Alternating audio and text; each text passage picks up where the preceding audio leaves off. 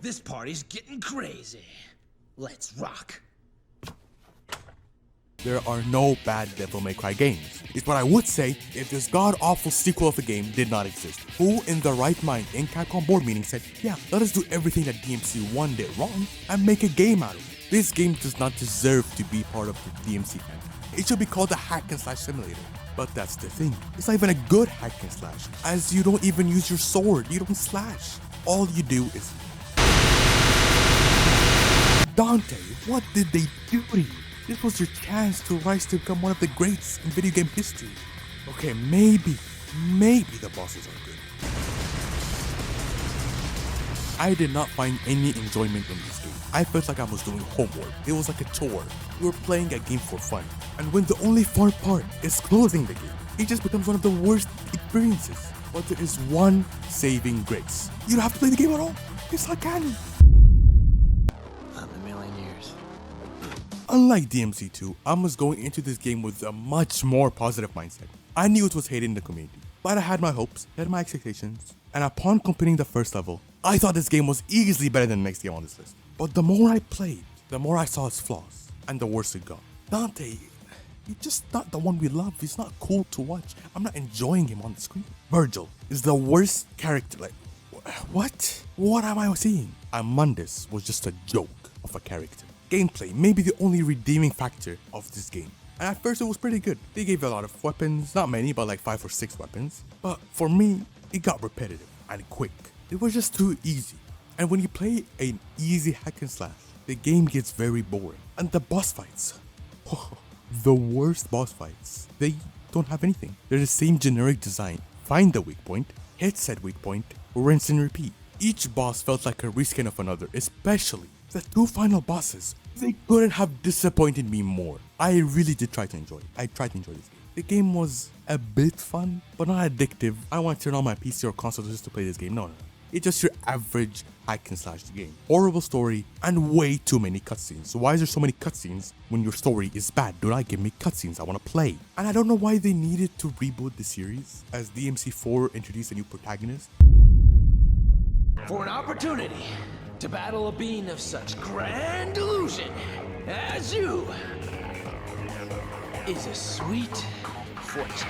This time, you play as Nero, not Dante. And at first, I hated that change. But the more I played as Nero, the more I liked him.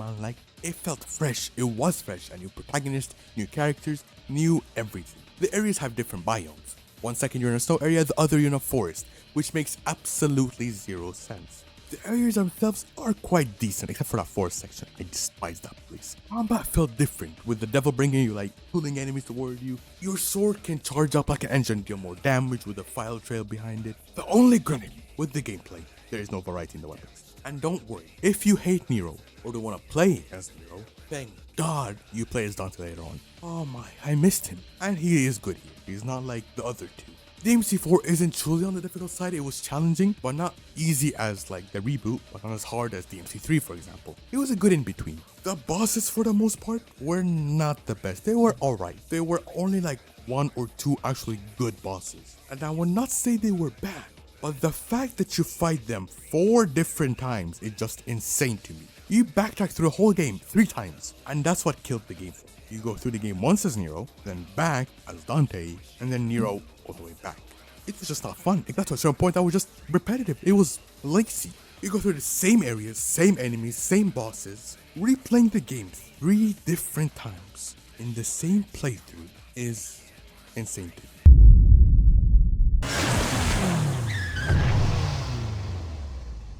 Whoa, slow down, babe. What was meant to be RE4, but changed into Devil May Cry. And thank God they did, as both games turned out to be amazing. Especially Resident Evil 4. Look how great that game turned out to be. So this game, coming out in 2001, a year full of many events, is mind-blowing to me. It does have Resident Evil DNA, which I absolutely love. That's a good thing, as that series is good. We have backtracking, but not like DMC4. You only backtrack to go to other areas and not through the whole game. The combat depth for the time it came out was insane. It was very engaging, it was very fun. Dante was likable, the enemy puppets were good. It may not be the best, but it was very enjoyable. It was a good experience. But the camera, it really got to me. with the tight corridors, yeah, no way.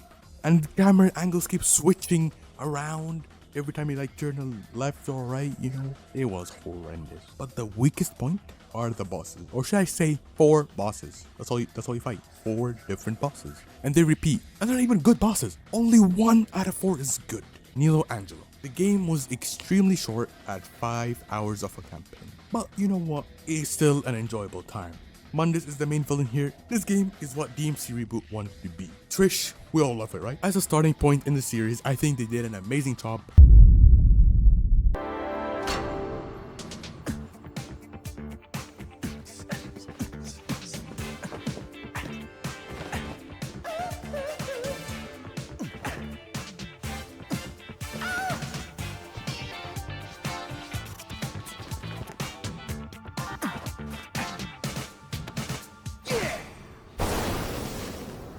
Thank God they revived the series, cause after that dumpster fire of a reboot, we need something to scratch that itch, the DMC itch. It brought back everything you love. Trish, there. Lady, there. Dante, better than ever. Nero, cool. The combat was the best we had in the series. It generally peaked here, and with very, very unique weapons and very different weapons, even fan service ones. And fine, the camera, actually cameras. Instead of playing as 1 or 2 characters, you play as 3, Nero, Dante, and V. I always went for Dante, because I just love him. But having 3 different playable characters, I struggle, because they all have different skills to unlock. I love using Dante, so I upgraded him the most. But when I was forced to play as Nero or V, I was under leveled, so I had to waste my resources or be just weak. And let me know there's a way around it. I don't have a problem with Nero because I like him, but V is the worst thing to ever exist, next to Atreus. You don't even fight, you use tigers to fight, and an owl or a falcon or I don't know, and I don't care. Now it makes sense why he is like that later on, and his story is pretty cool. And don't let me just stay back and hope my Harry Potter book does something. This game is a bit difficult, but you get many golden orbs that dying has no meaning. Since you have 30 golden orbs, you're not scared. And in the final boss fight, I died 10 times, but only fought him once. Because it didn't matter, I just kept going. And in all other games, I'm just kind of scared to die, because I don't waste my resources, I don't want to repeat the mission. But here you're good, you're chilling. You have nothing to worry about. But the bosses were a pretty good lineup. I genuinely did not expect a few good boys to come back. Definitely one of the best in the series. The world design at first was cool. It was a cool concept. Except that all the areas in the middle half of the game looked the same. They literally are the same. I cannot tell apart mission from mission, which was kind of getting boring, looking at the same thing over and over. But the game is just too fun that I just did not care. I can already tell. Looks like this is gonna be one hell of a party! The best hack and slash in 2005. Yes, better than God of War. Thank you! Thank the gods you came back for me! I didn't come back for you. And this game might have pulled off the biggest comeback in all of history. We went from straight up Demon Cheese to one of the best games of all time. This was my first Devil May Cry, and I started with the best one, which was my biggest mistake. It ruined every other experience in the series. With this game being so good, nothing came close to it. This is the best Dante we had. It was so enjoyable to watch, so charismatic, and it was so fun to play. Virgil, amazing villain, amazing. Everyone was at their peak. Lady was probably the best lady character we got. The jester that somehow dodges every single bullet you throw at him. The plot twist, it was just amazing. And the gameplay was insanely addictive. I could not stop playing this game, I just couldn't. The bosses were the best in the series. All of them were amazing. Some were mediocre, I'll admit, while lots were good. And this game was hard. Everything was tougher. But it doesn't matter when you can ride the end. If you just watch the anime and want to go play these games yourself, do not start with this one. Go and play DMC 1 first, and then DMC 2. And no, I know you'll ask, why should I play DMC 2 if it's so bad? Because you'll enjoy this game so much more. But you also may hate me because I made you play DMC 2, so play at your own risk. And let me know what you guys' rank. I'm actually interested to know if you guys agree with me, don't agree with me, comment down below. If you have any ideas of videos I can do, just help me out here, okay? This is Cry for help. I need your help. Jackpot.